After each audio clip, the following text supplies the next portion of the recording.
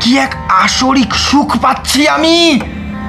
কেন কেন এমনটা হচ্ছে আমার সাথে? এই সুখ এই সুখ এই সুখ আমার বিছানায় পড়ে থাকা হাজারটা ইটালিয়ান নারীও আমায় দিতে পারবে না।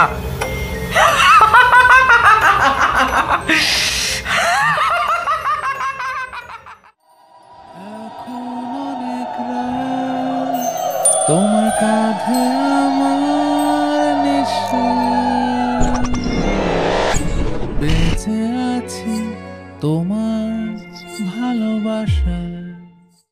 ধূমপান এবং মদ্যপান স্বাস্থ্যের পক্ষে ক্ষতিকারক। আমাদের সবার মধ্যেই কখনো কখনো খুব বড় প্রতিশোধের আকাঙ্ক্ষা এসেছে, তবে সেটিকে আটকে দেয় আমাদের মধ্যেকার সেই ভালো সত্তাটা। তবে বারংবার বারংবার যদি আপনাকে, আপনার পরিবার, আপনার অস্তিত্ব, আপনার চরিত্র নিয়ে কেউ কুটিল মন্তব্য করে, আপনি কি সইবেন? আপনার কি মনে হবে না তাকে এক কঠিন থেকে কঠিনতম শাস্তি দিই? এইভাবেই তো একটা শয়তানের জন্ম হয়। না না না না না, এই শয়তান বাইরে নয়, আমাদের ভেতরেই আছে। এমন এক শয়তান যাকে আমরা যতটা প্রস্ফুটিত করতে পারি আমরা ততটা শান্তি পাই। আজকে রহস্যিকের এই পর্বে আপনারা শুনবেন বিখ্যাত গল্পকার সাহিত্যিক এডগার অ্যালান পোয়ের রচিত দ্য কাস্ক অফ অ্যামন্টিলাডো। গল্পের অনুবাদক অদৃশ বর্মন এবং সায়ন সরকার। গল্পের সূত্রধর আমি শতদ্রু। শুরু হচ্ছে আমাদের আজকের গল্প দ্য কাস্ক অফ অ্যামন্টিলাডো। ফরচুনাটো আমার মনে দাগা দিয়েছে হাজারবার, সব সয়েছি। কিন্তু যখন শুরু হলো অপমান, পণ করলাম প্রতিশোধ নেব। জানেন তো, হুমকি দেওয়া আমার ধাতে নেই, কিন্তু প্রতিহিংসা ওটা আমি নেবই। এমনভাবে নেব যাতে ঝুঁকি না থাকে। ফরচুনাটোর একটা দুর্বলতা ছিল, খুব বড়াই করত। ওর মতো সুরারসিক নাকি আর নেই। মদের স্বাদ নিয়েই নায়ক বলে দিতে পারে কোনটা কোন শ্রেণীর সুরা। অতটা না জানলেও পুরনো মদ সম্বন্ধে খবরাখবর রাখত ফরচুনাটো। ইটালিয়ানদের সবার এ গুণ নেই। আমি নিজে ইটালিয়ান, সুরায় বিশেষজ্ঞ। সুযোগ পেলেই দামি দামি ইটালিয়ান সুরা কিনে রেখে দিতাম পাতাল ঘরে। এতদিন পরে ফরচুনাটোর জন্য একটা সুন্দর ফন্দি আঁটলাম। ঠিক করলাম ফরচুনাটোর অহংকার ফরচুনাটোর সাথেই বন্দি করে দেব আমি। মেলা নিয়ে তখন সারা দেশ মেতেছে, রাঘাটে উৎসব চলছে। এই সময় দেখা হলো ফরচুনাটোর সঙ্গে। আকণ্ঠ মদ গিলে সোল্লাসে অভ্যর্থনা জানালো আমাকে। এ কি ভাই মন্ট্রে স্যার, মেলার দিনেও দেখছি তুমি যে একা। তা কেন, তোমার সেই বিশেষ বন্ধুটি বুঝি আর এখন তোমার সাথে নেই? আহারে, আসো আসো, তোমায় একটা সুরা পান করাই ভাই। আমি তো আগে থেকেই জানতাম তোমার মতো একটা অপদার্থর সাথে ওই রকম সুন্দর ইটালিয়ান নারী কখনোই থাকবে না। দেখলে তো, শেষে আমার কথাটাই ফলল। মনে মনে রাগে ফুলে উঠলেও ফরচুনাটোর ভবিষ্যৎ ভেবে অস্বাভাবিক করুণা হলো ওর উপর। মনের মধ্যে থাকা ওই পিশাচটাকে একটু শান্ত করে বললাম, মাই ডিয়ার ফরচুনাটো, ভাগ্যিস দেখা হয়ে গেল আজ। এক ব্যারেল অ্যামন্টিলাডো পেয়েছি, বুঝলে। কিন্তু আমার না সন্দেহ হচ্ছে আসল মাল কিনা। মশালের টিমটিমে আলোয় উকি মারল ফরচুনাটো, কিন্তু কিছুই দেখতে পেল না। এ অসম্ভব। কি বলছোটা কি? মেলার দিনে এমন টিলাডো, তাও আবার পুরো এক ব্যারেল। এই বললাম তো, আমার নিজেরই সন্দেহ রয়েছে। এমন বোকা না আমি, তোমাকে জিজ্ঞেস না করেই পুরো দাম মিটিয়ে দিয়েছি, আর দেখো এখন হাত কামড়াচ্ছি। এই মন্ত্র স্যার, সত্যি? হ্যাঁ, সত্যি এমন টিলাডো? হ্যাঁ, সত্যি এমন টিলাডো কিনা সে সন্দেহ এখনো যায়নি, বুঝলে তো। এমন টিলাডো, এমন টিলাডো, কি বলছো গো? সত্যি সত্যি এমন টিলাডো? আসলে কি বলো তো, যাচাই করতে হবে। এমন টিলাডো, এমন টিলাডো। আরে যাচ্ছিলাম লুচেসির কাছে, পুরনো মদের কদর ও বেশ ভালো বোঝে। তোমাকে পেলে বলতে যেতাম, কিন্তু তোমাকে যা ব্যস্ত দেখছি তাতে। মন্ড্রে স্যার, তোমার দ্বারা না সত্যি কিচ্ছু হবে না। ওই লুচেসি, ওই লুচেসি বলবে তোমার এমন টিলাডো আসল না নকল। ও জানে না কি, ওর কাছে এমন টিলাডো যা সেরিও তাই। ও নাকি বলবে তোমার, তাহলেই হয়েছে। তবে তল্লাটে তো আর বোকা লোকের অভাব নেই না, তাদের মধ্যে লুচেসি তোমার মতোই মদের কদর ভালো বোঝে। আসলে কি বলো তো, তোমাদের মতো নিচু জাতেরা কখনো দামি জিনিস চোখেও দেখোনি, কিভাবে বুঝবে কোনটা আসল কোনটা নকল? তাছাড়া তোমার কাছে এমন টিলাডো মানে বাদরের গলায় মুক্তোর মালা।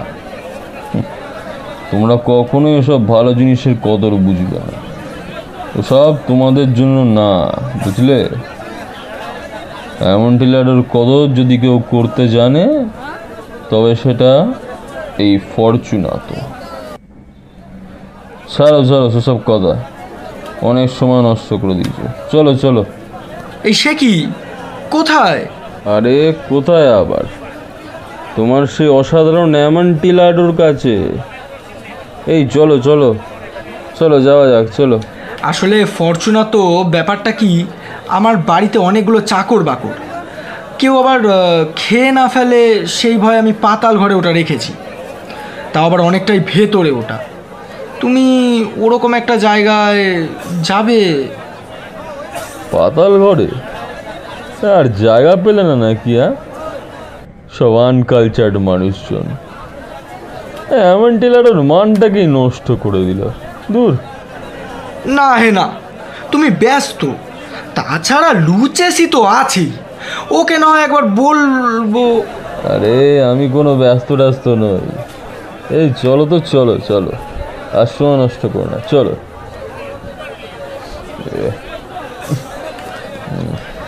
না না না না, তোমার সর্দি হয়েছে দেখতেই পাচ্ছি, আর তার উপরে পাতাল ঘরে দারুণ ঠান্ডা, সোড়া ছড়ানো সর্বত্র, তার উপর পুরনো জায়গা, ঠান্ডা স্যাঁতস্যাঁতে।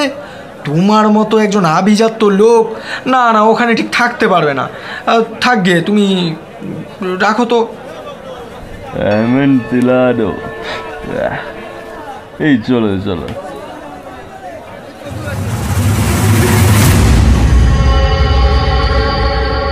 বাহ, সোনায় সোহাগা, যা চেয়েছিলাম ঠিক তাই হচ্ছে। আসলে নেশার ঘরে যে এতটা সহজ হবে ফরচুনাতোকে আনা, তা আমি ভাবিনি।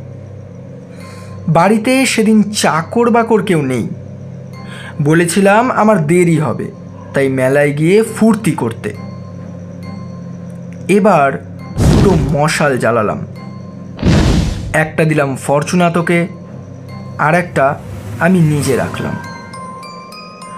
ঘরের পর ঘর পেরিয়ে পৌঁছালাম একতলার খিলানে।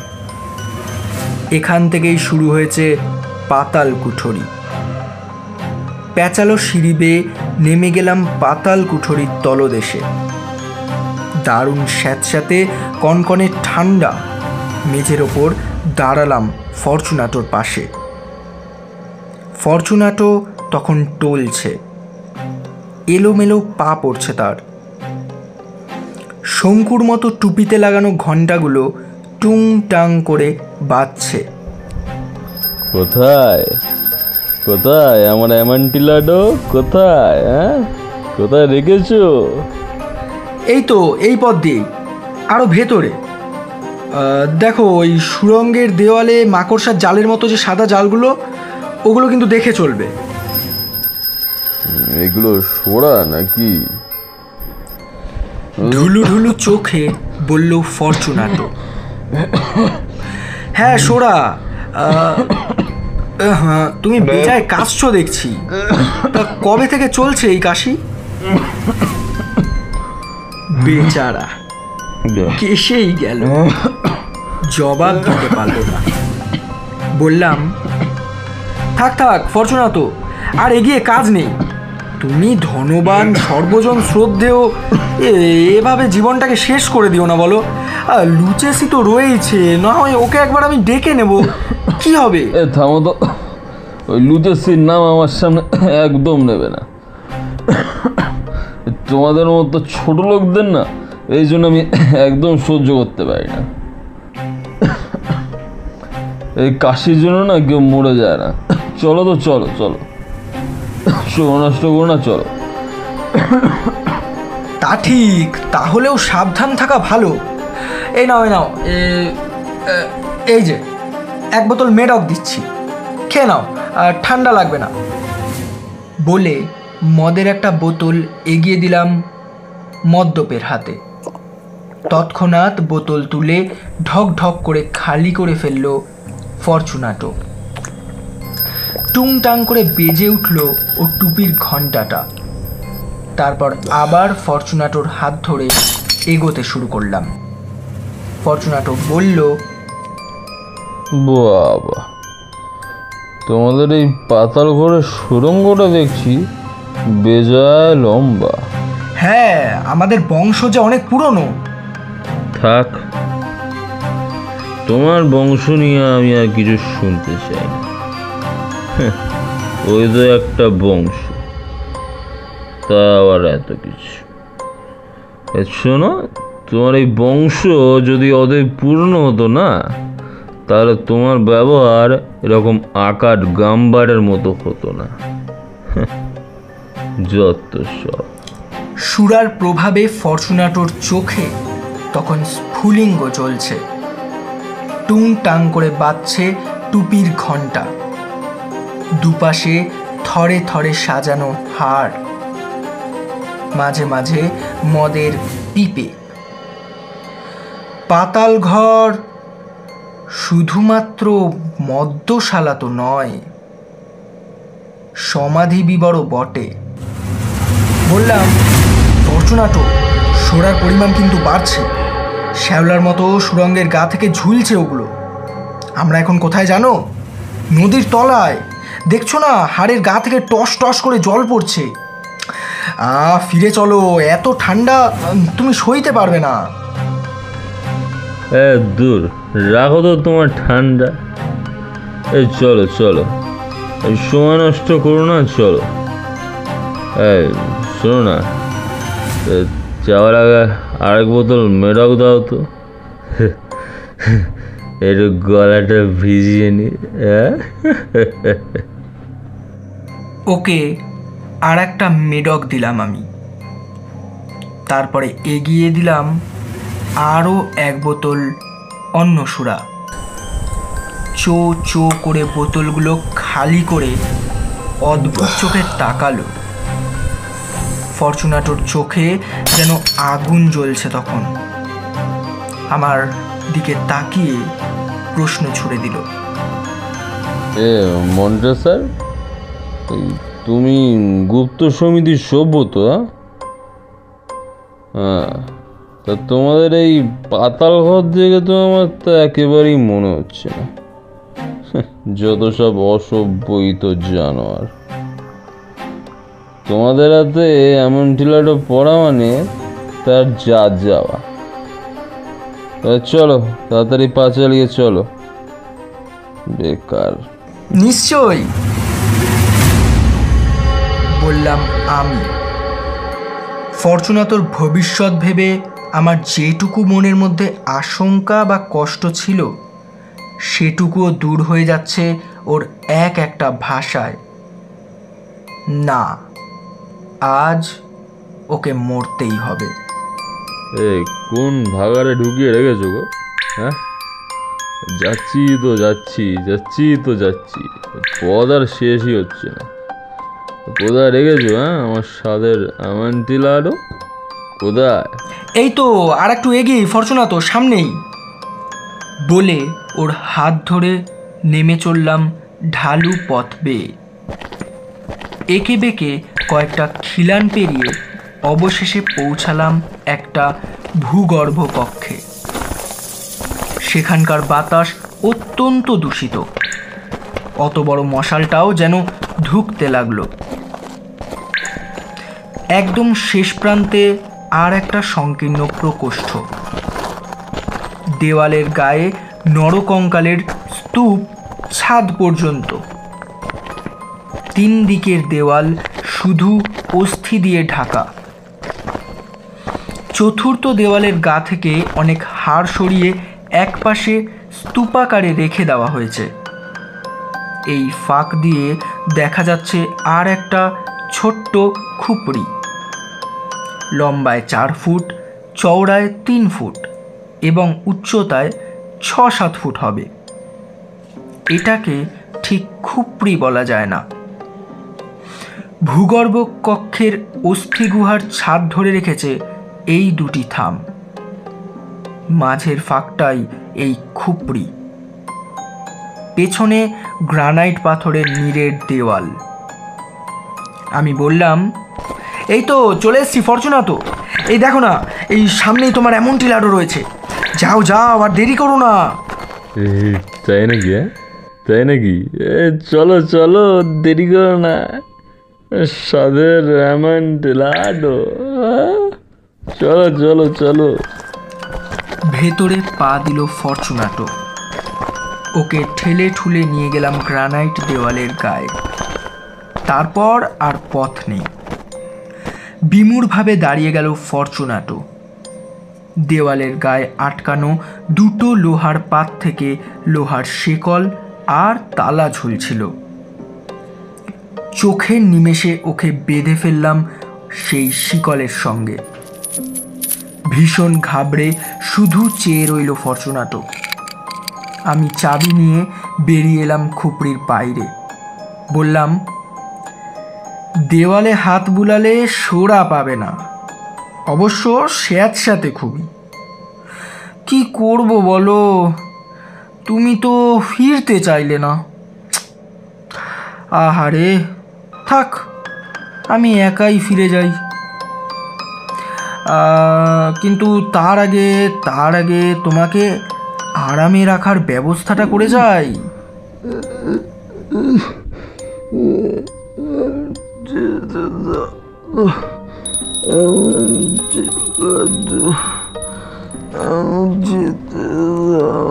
তখনও ঘোর কাটিয়ে উঠতে পারেনি ফরচুনাটো।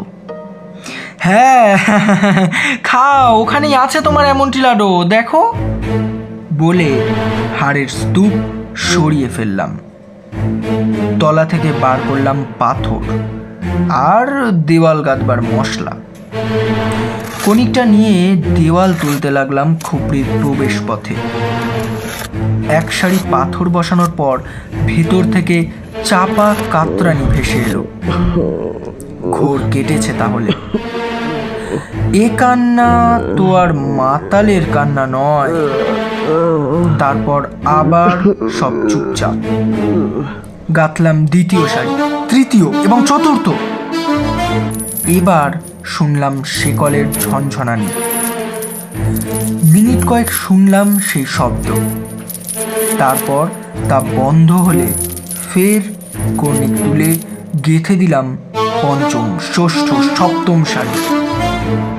আমার বুক সমান দেওয়াল উঠতেই মশালটা ভেতরে বাড়িয়ে আলো ফেললাম। সঙ্গে সঙ্গে শুনলাম পর পর আর্ত তীব্র চিৎকার। ক্ষণিকের জন্য থমকে গেলাম, কেঁপে উঠলাম বারংবার। হাত বুলিয়ে পরখ করলাম অস্থি গুহার দেওয়াল বেশ মজবুত, ভেঙে পড়ার সম্ভাবনা নেই। আশ্বস্ত হয়ে পাল্টা চেঁচিয়ে গেলাম আমি। মুখ ভ্যাংচালাম, টিটকিনি দিলাম, ও যত চেঁচায় আমি তার দ্বিগুণ চেঁচালাম। ফলে দুজনার চেঁচামেচি স্তিমিত হলো অচিরেই। রাত তখন 12টা, আমার কাজও শেষ হয়ে আসছে। অষ্টম, নবম, দশম পাথরের থাক সাজিয়ে ফেললাম পরপর। সর্বশেষ থাকটি প্রায় শেষ করে জানলাম বাকি রইল আর একখানা পাথর বসানো। ভারী পাথরটা টেনে টুনে তুলে সব ঠেকিয়েছি ফাঁকটায়। এমন সময় একটা রক্তহীন করা চাপা হাসি ভেসে এলো। খুপড়ির অন্ধকার থেকে এই শব্দ আমার মাথার চুল ছিঁড়ে নেবার মতো। হাসির পরধ্বনিত হলো একটা কণ্ঠস্বর, অদ্ভুত স্বর। দারুণ মজা করলে মন্ত্রী স্যার, চমৎকার রসিকতা ভাই। ফরচুনাটোর গলা বলে মনেই হলো না। মদ খেতে খেতে এই বিষয় নিয়ে অনেক আলোচনা করা যাবে। বেশ দারুণ মজা হলো। Amontillado, amontillado. Solo eso. চলো এবার ফেরা যাক। অনেক মজা হলো। আমি আমার বউকে কথা দিয়ে এসছি, সময়ের মধ্যে বাড়ি পৌঁছে যাবো। চলো চলো চলো ফেরা যাক। হ্যাঁ হ্যাঁ হ্যাঁ, যাবো তো অবশ্যই, চলো। কিন্তু আমি একা। ঈশ্বরের দোহাই, ঈশ্বরের দোহাই মন্ত্রী স্যার, প্লিজ প্লিজ আমাকে এখান থেকে বার করো। প্লিজ প্লিজ আমার যেতে দাও। আমি তোমার পায়ে পড়ছি। প্লিজ প্লিজ মন্ত্রী স্যার, প্লিজ প্লিজ আমায় মুক্ত করো। ঠিকই বলেছ, আমার ঈশ্বরের দোহাই তো বটে। খাও খাও তোমার অ্যামন্টিলাডো। সারা জীবন এই ছোট্ট কুটির, এইটাই তোমার অ্যামন্টিলাডো। বুঝলে বুঝলে? আহারে, আমি জানি তোমার এত অহংকার এই ছোট্ট খুপড়িটার মধ্যে কোনোভাবেই ধরবে না। কিন্তু কি করি বলো, কি করি? ঠিক এইটুকুই ব্যবস্থা করতে পেরেছি তোমার জন্য। আমি তখন অশান্ত হয়ে উঠেছি। চিৎকার করে ফের ডাকলাম, ফরচুনাটো, শোনো শোনো, আমার গলা শোনো। এটাই তুমি শেষ শুনছো। তোমার শ্রবণ শক্তি যেন এটাই মনে রাখে। জবাব নেই। আবার ডাকলাম, তাও কোনো জবাব নেই। ফাঁক দিয়ে একটা মশাল ঢুকিয়ে ফেলে দিলাম ভেতরে। প্রত্যুত্তরে শোনা গেল ঘন্টার টিং টিং শব্দ। অস্থি গুহার ভয়ঙ্কর স্যাঁতস্যাঁতে ঠান্ডার জন্যেই বোধহয় বুকটা শুকিয়ে গেল আমার। দ্রুত হাতে বাকি পাথরটা দিয়ে ফাঁকটা ভরাট করলাম। মশলার পলস্তারা দিয়ে গেঁথে দিলাম বাকিটা। নতুন দেওয়ালের গায়ে পুরনো হাড়ের স্তূপ সাজিয়ে দিলাম। 50 বছরেও এ হাড়ে কেউ হাত দেয়নি। কি এক আসরিক সুখ পাচ্ছি আমি। কেন কেন এমনটা হচ্ছে আমার সাথে? এই সুখ আমার বিছানায় পড়ে থাকা 1000টা ইটালিয়ান নারীও আমায় দিতে পারবে না।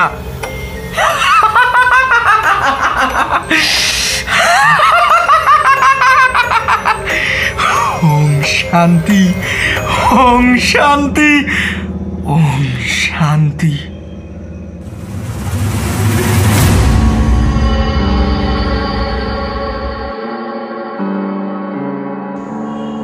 এতক্ষণ শুনছিলেন আমাদের আজকের গল্প দ্য কাস্ক অফ অ্যামন্টিলাডো। গল্প পাঠে সায়ন এবং স্বর্ণদীপ। আমরা আবার আসবো রহস্যকে আরও নতুন কোনো রহস্য উন্মোচন করতে। ততদিনের জন্য ভালো থাকবেন, সুস্থ থাকবেন এবং শুনতে থাকবেন রহস্যিক।